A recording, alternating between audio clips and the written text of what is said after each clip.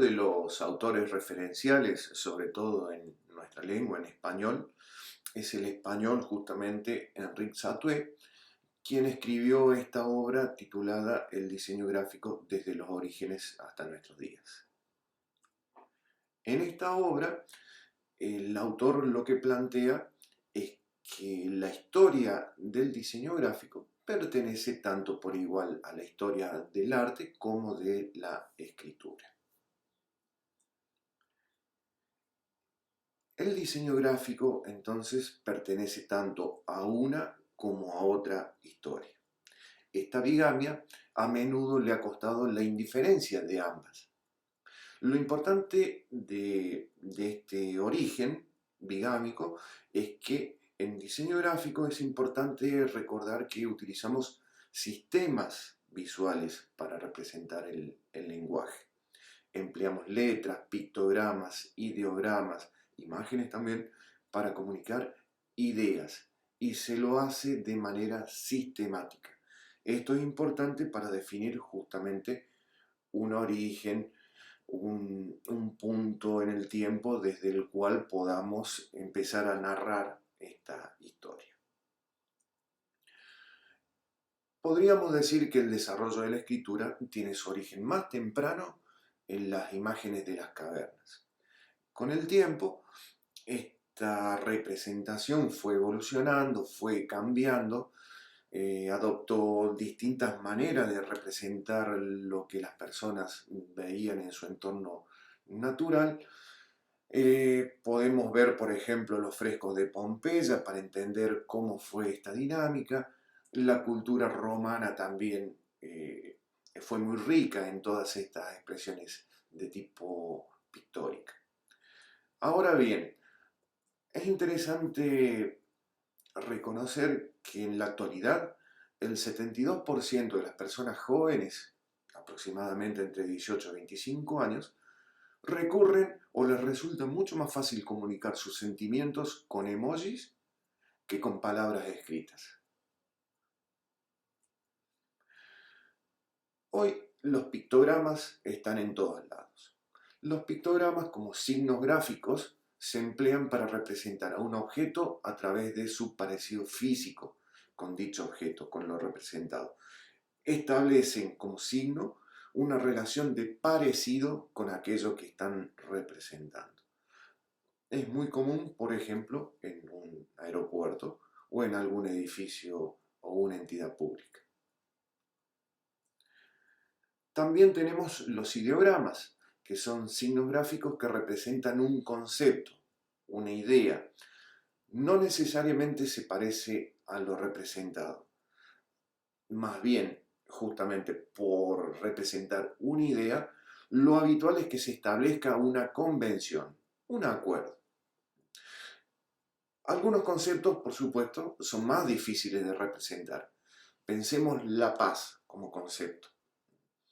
Es necesario que nos pongamos de acuerdo entre un grupo de personas que un determinado signo, una determinada representación ideogramática va a aludir a la paz, porque la paz no tiene una forma visible, obviamente.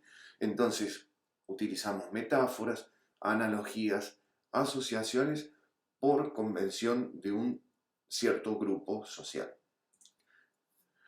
Esto tiene implicancia directa, por ejemplo, en el diseño de marcas. Los ejemplos que vemos acá, la bolsa de comercio que alude a una representación muy simplificada, por ejemplo, de Mercurio, la antigua deidad del comercio. Ahora bien, un concepto interesante en esta historia es el rebus, que significa una cosa por otra. Este mecanismo de representación emplea pictogramas o ideogramas para representar el sonido inicial de la palabra de una manera gráfica. Es interesante porque este fue el principio que se utilizó en el comienzo de la escritura. Los primeros sistemas de escritura utilizaban esta mecánica, este recurso. Por ejemplo, si queremos representar el sonido K o el sonido K más abreviadamente, bueno, nos puede servir de ayuda a memoria representar una casa. Y de manera más simplificada con el tiempo vamos a tratar, en procura de la agilidad al escribir, de ir simplificando ese símbolo, ese signo. Entonces, este mecanismo del rebus es interesante en términos gráficos porque, por ejemplo, un ejercicio podría ser este. ¿Qué nombres se han representado mediante el rebus en este caso? En el primero, en el de la izquierda, el nombre personal es Salvo. En el segundo caso es Michelle. En el primer caso de la izquierda, Maradona.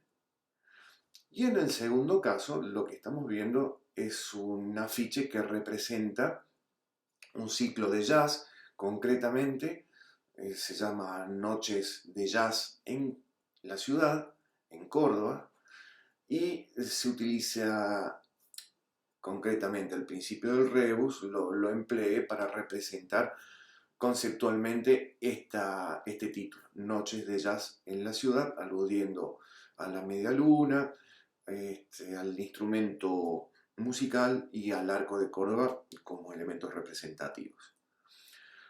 Esto es algo que en su momento utilizó el notable diseñador Paul Rand en el afiche de IBM, que es una representación en rebus. Originalmente alude al idioma inglés, donde I representa tanto un ojo, el sonido de cómo se expresa ojo en inglés, y la letra I. La abejita hace alusión al nombre en inglés del insecto, de ese insecto, pero también a la letra B, y la M, la del logotipo. Como dijimos entonces, el rebus es un antecedente de las primeras escrituras. Una de las maneras de representar los sonidos de una lengua es el alfabeto. Cada letra representa un sonido básico del lenguaje. Otra posibilidad es el silabario. Es similar, pero en vez de representar un sonido básico, se representa una sílaba. Y finalmente tenemos el logograma, que es el sistema que perdura, por ejemplo, en la escritura china, donde cada signo representa una palabra o una frase. Ahora bien, ¿cómo surge la escritura? ¿Cuáles son sus antecedentes? Es interesante notar, lo vamos a ver acá en este mapa mundi, que la escritura surge de la mano prácticamente del desarrollo de la agricultura. Cuando se establecen las sociedades-estado, cuando la humanidad ya no tiene que ir por detrás de los animales que caza para alimentarse, se establece en un lugar, desarrolla sus propios cultivos, y ahí es cuando surge la necesidad de registrar y contabilizar los granos, la época del año. ¿Por qué? Porque la memoria es frágil. En cambio, las sociedades que eran nómades, cazadoras, recolectoras, no guardan prácticamente nada y por eso no tienen mucha necesidad de contar o registrar. El primer pueblo que concibe de una manera alfabética la solución para registrar y contabilizar fue el pueblo fenicio. Tuvieron esa idea genial de asignar a un signo gráfico un sonido de su lengua. Esto era más fácil de recordar, por ejemplo, que en la escritura jeroglífica, donde yo tengo prácticamente un símbolo, un dibujo, vamos a llamarle así, por cada elemento que yo quiera representar de todo el contexto natural, social que me rodea y del cual soy parte. Es lo que ocurre también en China. Fíjense que no es por casualidad que todas estas civilizaciones están ubicadas prácticamente en la misma franja, es decir, zonas donde la gente podía cultivar, donde podía desarrollar agricultura, donde además había vías de comercio. Esto es fundamental para la difusión justamente de todos estos sistemas de escritura. Ahora bien, en el alfabeto fenicio, que originalmente era consonántico, había prácticamente una veintena de signos. ¿Cómo se originó esto? Bueno, por ejemplo, el jalef fenicio deriva justamente de la cabeza de un buey. Jalef era la manera mnemotécnica de recordar cómo ese sonido representaba o era representado por la cabeza de un buey. Como si dijéramos, el sonido K está representado por el dibujo simplificado de una casa. Esto es lo que ocurre con el alfabeto, con el jalef fenicio hacia 1200 antes de Cristo.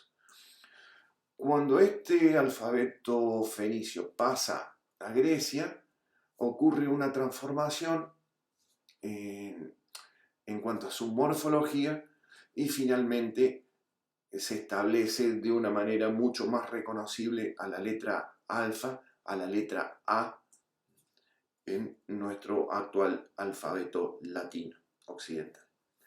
Esto justamente es lo que ocurre con la letra B, que deriva de bet, y de la conjunción de estas dos deriva justamente la palabra alfabeta, alfabeto.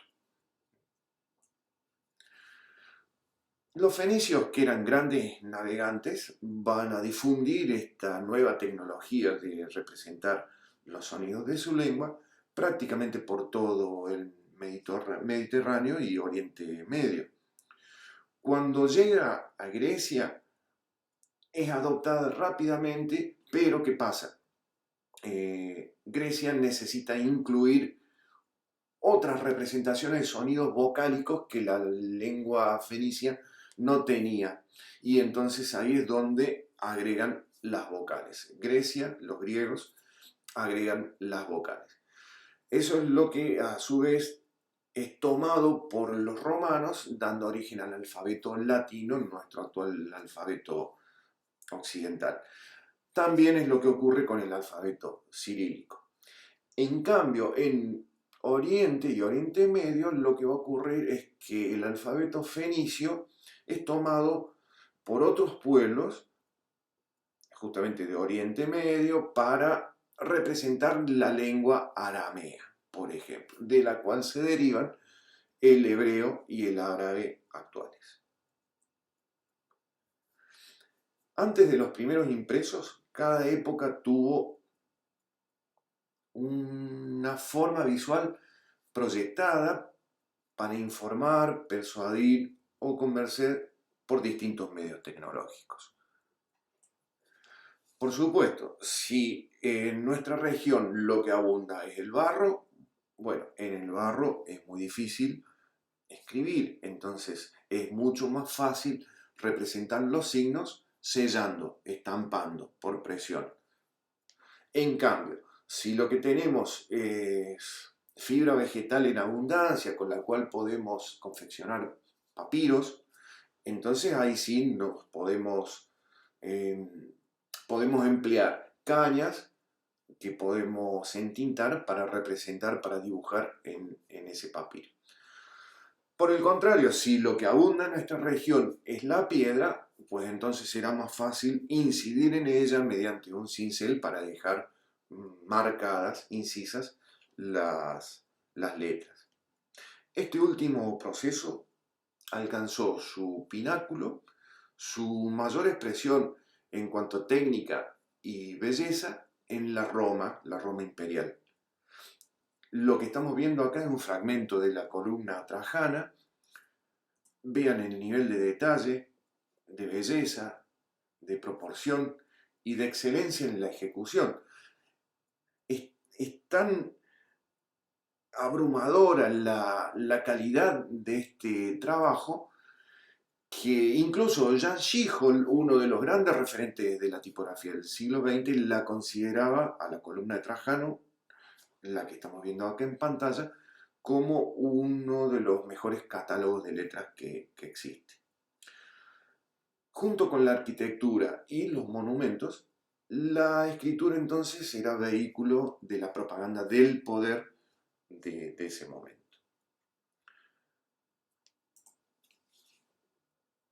Esto también era válido para aquellas corrientes culturales y religiosas emergentes.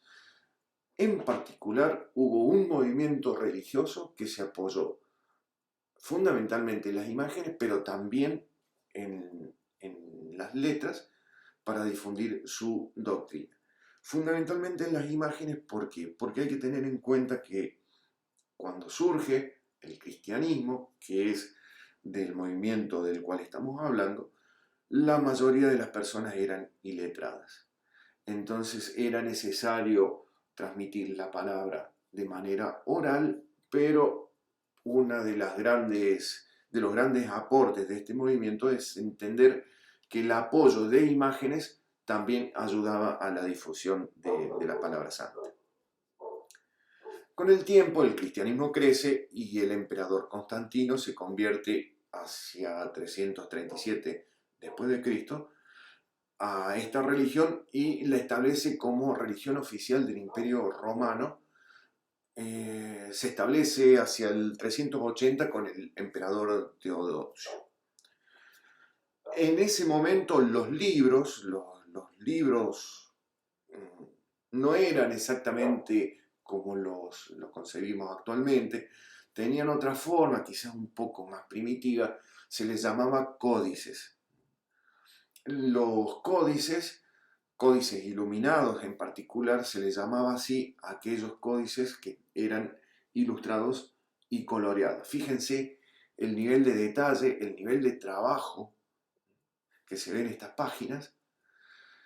Y bueno, como cualquiera puede darse cuenta, copiar a mano estos libros era un proceso caro y fundamentalmente lento. Hacia el 800 después de Cristo surge la figura de un rey que unifica una serie de pueblos y culturas y establece el imperio Carlomagno. La idea de Carlomagno frente a este imperio tan vasto era unificarlo no solamente en términos de religión, tengan en cuenta que se hablaban muchas lenguas, se veneraban distintos dioses, sino que fundamentalmente él pensó en unificar su imperio a través de un mismo sistema de escritura. Entonces, le encarga a Alcuino, que era el abad de York, una región de Inglaterra.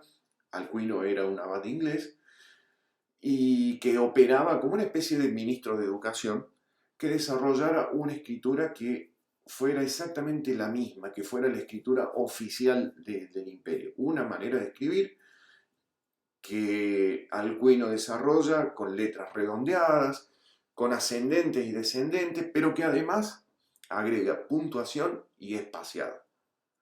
Eso es lo que da origen justamente a lo que se conoció como la escritura carolingia, que era la escritura oficial del imperio.